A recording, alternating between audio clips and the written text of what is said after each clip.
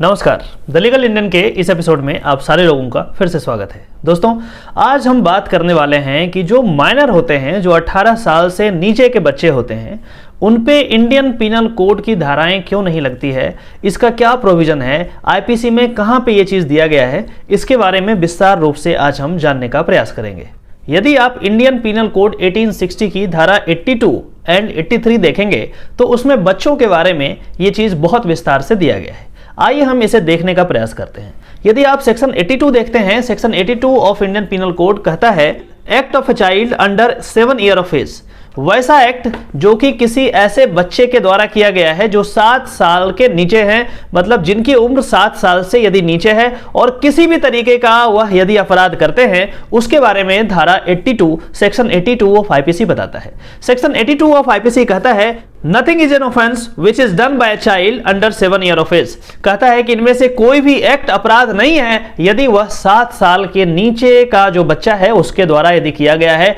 तो चाहे वो मर्डर कर दे, चाहे वो कुछ और काम करे, वो बिल्कुल भी अपराध की श्रेणी में नहीं आता है और ऐसे बच्चों पे कोई भी लीगल कार्रवाई नहीं हो सकती है। अब बात करते हैं कि यदि बच्चा 7 साल से बड़ा है और 12 साल से छोटा है, मतलब 7 साल और 12 साल के बीच में यदि कोई बच्चा है, उसके बारे में इंडियन पीनल कोड आखिर क्या कहता है। यदि कोई बच्चा जो 7 साल और 12 साल के बीच का है और कोई भी क्राइम करता है, कोई भी क्रिमिनल ऑफेंस करता है, तो उस पे क्या हो सकता है, क्या उसे प्रोसिक्यूट किया जा सकता है, क्या उस पे लीगल कार्रवाई हो सकती है, उसके बारे में section 83 of the Indian penal code बहुत अच्छे तरीके से बताता है। आइए हम देखने का प्रयास करते हैं कि आखिर सेक्शन 83 क्या कहता है। सेक्शन 83 कहता है कि the act of a child above 7 and under 12 of immature understanding। यहां पे कहा गया है कि यदि बच्चा 7 साल और 12 साल के बीच में होता है तो वह immature understanding का होता है और उसके लिए यहां पे लॉ है, कहता है nothing is an offense which is done by a child above 7 years of age and under 12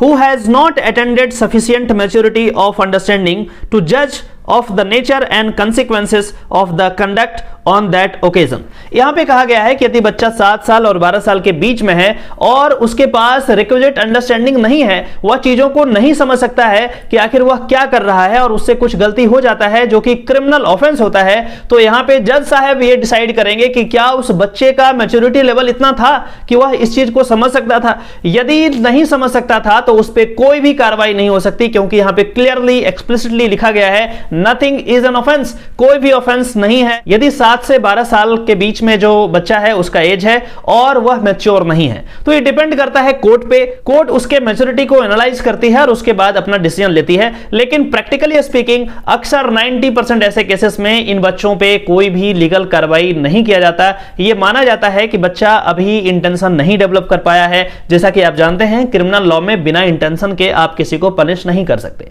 यहां पे इंटेंशन होना बहुत जरूरी है और बच्चों में इंटेंशन को प्रूव करना बहुत मुश्किल हो जाता है। तो ये जो 2 प्रोविजन हैं वो बच्चों से रिलेटेड हैं जो कि इंडियन पीनल कोड में यहां पे दिए गए हैं और ये दोनों प्रोविजन बच्चों को प्रोटेक्ट करते हैं। इसी तरीके का कई और प्रोविजन जो बच्चों से रिलेटेड हैं कई अन्य लॉ में दिए गए हैं। जैसे एग्जांपल के यदि हम बात करें इंडियन कॉन्ट्रैक्ट एक्ट, यदि आप इंडियन कॉन्ट्रैक्ट एक्ट देखेंगे वहां भी कहा गया है कि यदि बच्चों से आप कॉन्ट्रैक्ट करते हैं तो फिर वो कॉन्ट्रैक्ट जो है वैलिड नहीं होता है, और यदि वैलिड होता भी है तो उसी एक्सटेंट तक होता है वैलिड जिसमें बच्चों का नुकसान नहीं हो। यदि आप एविडेंस लॉ की बात करेंगे वहां पे दिया गया है कि बच्चों के द्वारा दिया गया एविडेंस वो मान्य होगा या नहीं होगा। हम अगले टॉपिक में यह बात करेंगे कि किसी बच्चे के द्वारा दिया गया एविडेंस जो कि कोर्ट ऑफ लॉ में एविडेंस दिया गया है, क्या वो मान्य होगा या नहीं होगा, इसके बारे में कानून क्या कहता है, इसके बारे में आपको बहुत ही संक्षेप में आपको बताने का प्रयास करूंगा। आशा करता हूं कि मेरे द्वारा दी गई जानकारी से आप संतुष्ट हैं। यदि यह वीडियो आपको पसंद आता है तो इसे लाइक करें, अपने दोस्तों के साथ शेयर करें